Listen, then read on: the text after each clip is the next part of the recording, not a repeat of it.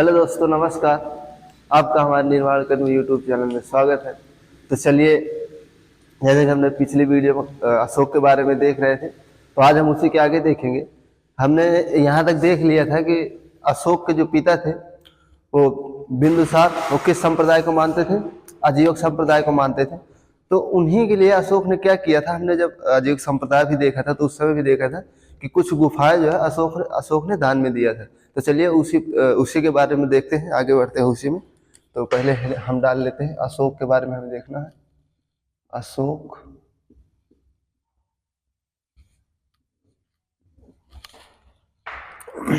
तो हमें कहाँ से देखना है? हम देखते हैं अशोक ने गया पर स्थित बराबर की पहाड़ियां दान में दिया था। ये हमने पढ़ा था जब आजीवक संप्रदाय पढ़ रहे थे, तभी देखा था कि वहां पर क्या करता है अशोक, जो है दान में देता है आजीवक संप्रदाय के लोगों को, क्योंकि उसका पिता जो था बिंदुसार, वो क्या आजीवक संप्रदाय को मानता था। देखते हैं वहां के 4 गुफाएं दान में देता है, जो कि पहली कौन सी है? सुदामा। लिख लेते हैं यहाँ पर, पॉइंट बना के लिख लेते हैं।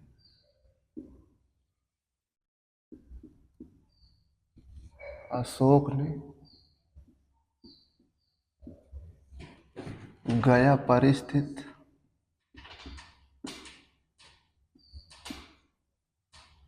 गया पर स्थित 4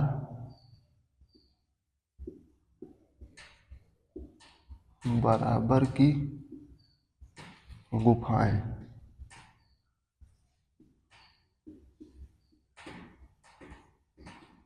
गुफाएं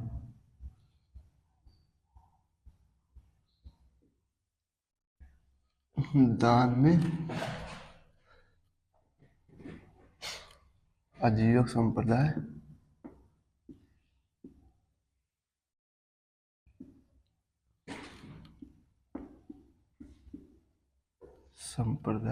के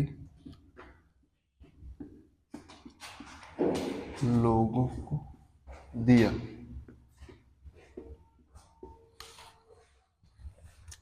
तो ये जो गया पर स्थित 4 बराबर की गुफाएं थी, वो किसको दान में देता है? आजीवक संप्रदाय को देता है, यानी आजीवक संप्रदाय के लोग को देता है। तो हम चारों लिख लेते हैं, जिसमें पहली हमारी कौन सी है? जो पहली है वो कौन सी है? सुदामा। और दूसरी हमारी कर्ण, तीसरी है विश्व झोपड़ी।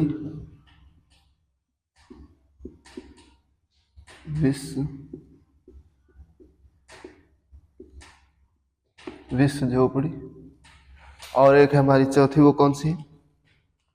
चौपाड़। कौन सी? चौपाड़ पहाड़ी। चौपाड़। तो अशोक ने कितनी गुफाएं दान में देता है? बराबर की पहाड़ियों में स्थित 4 गुफाएं हैं। पहाड़ियों में स्थित, ठीक, पहाड़ियों में स्थित 4 गुफाएं दान में देता है, जो कि कौन कौन से? सुदामा, कर्ण, विश्व झोपड़ी और चौपाड़। ये 4 गुफाएं थी जिनको दान में किसको देता है? अशोक देता है आजीवक संप्रदाय की। इन्हीं पहाड़ी, ये कहाँ स्थित है? गया के बराबर पहाड़ियों में स्थित है 4 गुफाएं, ठीक। और आगे देखते हैं, अगला हमारा जो पॉइंट है वो क्या है? और आजीवक संप्रदाय के लोगों को नागार्जुन गुफा राजा दशरथ के द्वारा प्रदान किया जाता है।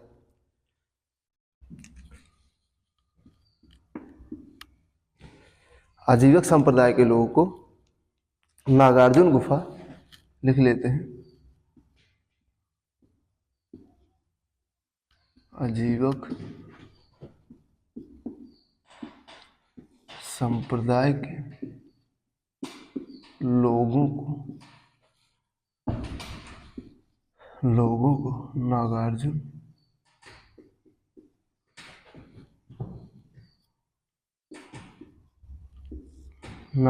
गुफा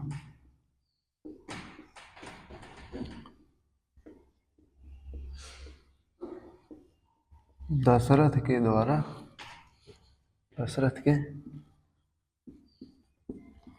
द्वारा प्रदान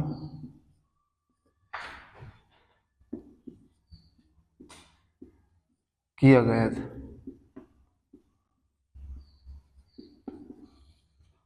अगर आपसे क्वेश्चन आता है, पूछा जाता है कि आजीविक संप्रदाय के लोगों को नागार्जुन गुफा किसने दिया था, तो किसने दिया था? दशरथ ने दिया था। ठीक, आजीविक संप्रदाय के लोगों को नागार्जुन गुफा किसने दिया था? दशरथ ने दिया था। अगला पॉइंट देखते हैं। अब हम देखते हैं कि अगला पॉइंट हमारा ये है अशोक के बारे में कि अशोक के 5 पत्नियां थी। अशोक की जो है 5 पत्नियां थी, जिसमें से एक यानी 5 में से कोई एक होगी जो इसको ज्यादा प्रिय होगी, जिसको ज्यादा मानता होगा। तो कौन सी थी? उसका वो जो थी वो थी कारुवाकी। कौन थी? कारुवाकी।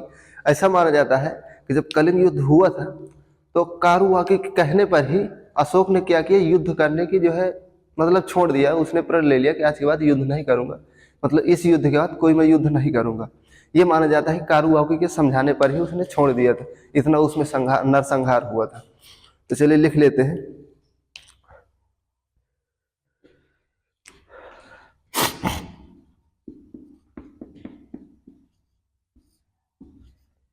अशोक की 5 पत्नियां थी,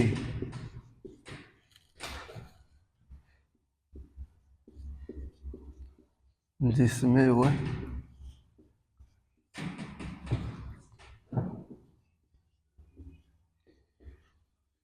कारुवाकी को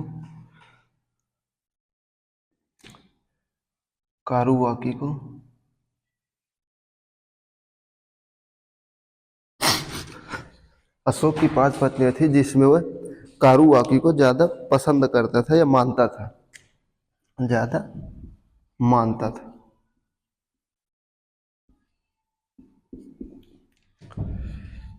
अगला पॉइंट लिखते हैं।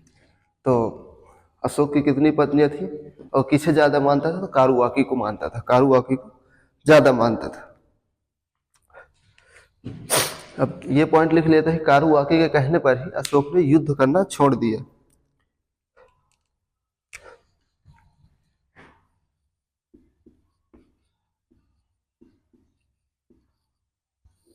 कारुवाकी के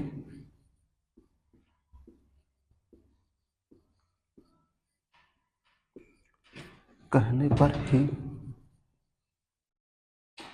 कारुवाकी के कहने पर ही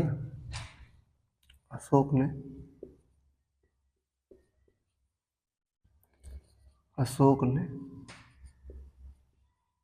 युद्ध करना त्याग दिया।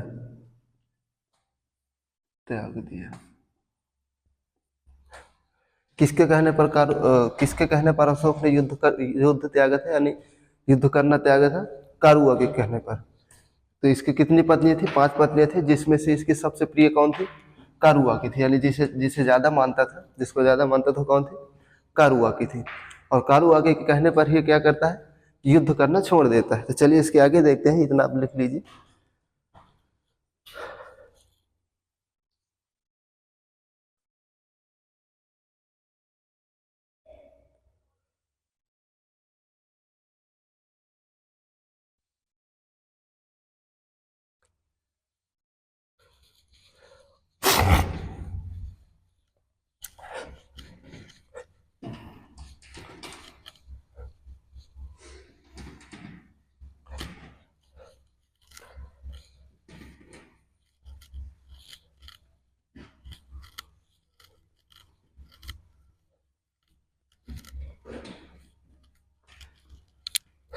तो अगला पॉइंट हमारा क्या है? अगला पॉइंट हमारा यह है कि कलहन एक कौन था?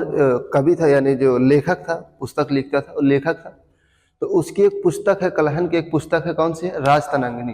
राजतरंगिणी से हमें ये पता चलता है कि अशोक का जो साम्राज्य था, यानी अशोक का जो अधिकार था, वो कश्मीर तक था। क्योंकि ये देखा गया है, उसकी पुस्तक में ये बताया गया है कि कश्मीर में जो झेलम नदी है, झेलम नदी के तट पर इसने एक श्रीनगर राज्य यानी शहर का नगर का निर्माण करवाया था। किसने करवाया था? अशोक ने करवाया था। ये पॉइंट हम लिख लेते। तो राजतरंगी से हमें ये पता चलता है अशोक का अधिकार कश्मीर तक था। ठीक है, तो इस पॉइंट को लिखते हैं।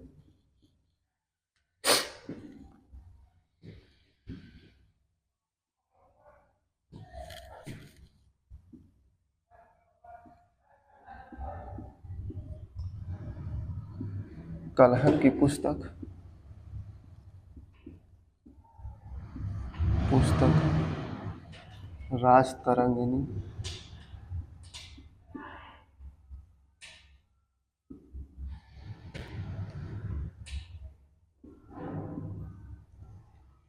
राजतरंगिणी से यह पता चलता है कि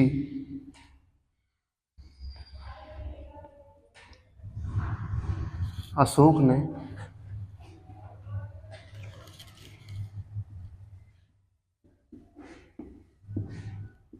कश्मीर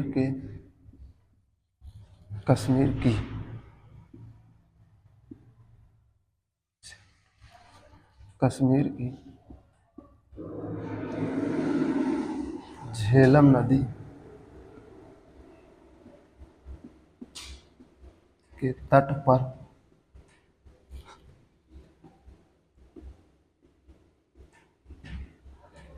श्रीनगर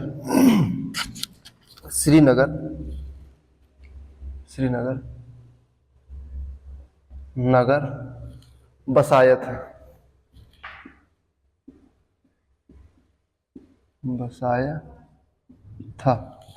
यानी इससे हमें ये पता चलता है कि अगर अशोक ने झेलम यानी कश्मीर पे जो झेलम नदी है उसके तट पर अगर श्रीनगर एक नगर का निर्माण किया था, तो यहाँ तक यानी कि कश्मीर तक इसका अधिकार था।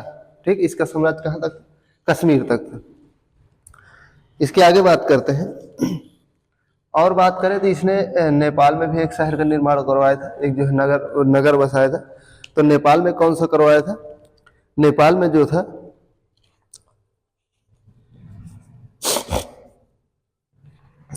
नेपाल में इसने तलितपट्टनम या उसी को देवपट्टनम कहते हैं, तो लिख लेते हैं।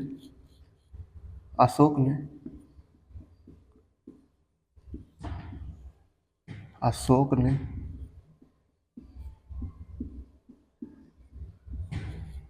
नेपाल में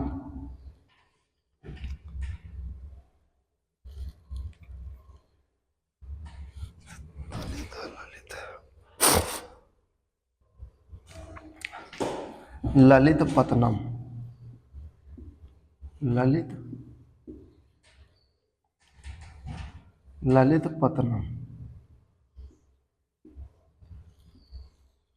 ये इसे क्या कहते हैं? देवपट्टनम। ललितपट्टनम या देवपट्टनम नगर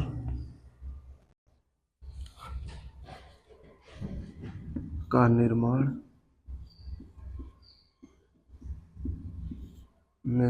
कराया था।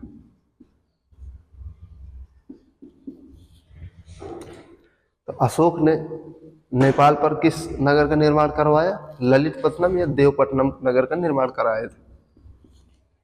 इसके आगे देखते हैं अगला पॉइंट।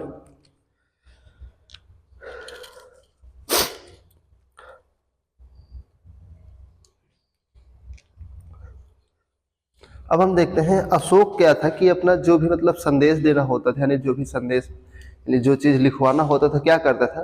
वह भारतीय इतिहास का ऐसा पहला राजा था जिसने अभिलेखों पर लेख लिखवाकर लोगों तक जो है संदेश पहुंचाया है। इस पॉइंट को हम लिख लेते हैं। भारतीय इतिहास का यह पहला राजा था जो कि अभिलेखों पे संदेश लिखवाकर अपने लोगों तक पहुंचाया था। ठीक, लिखते हैं अशोक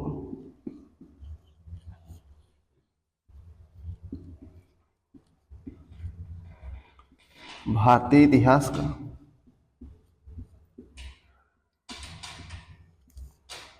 का ऐसा पहला राजा था जिसने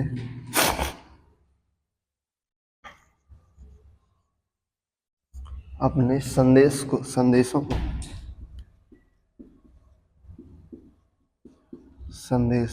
को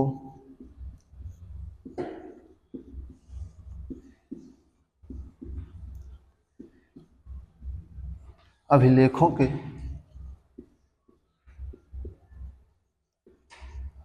माध्यम से अपने संदेशों को अभिलेख लिखवाकर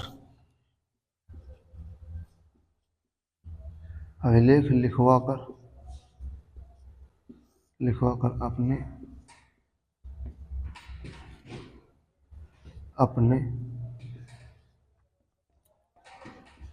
लोगों तक पहुंचाता था।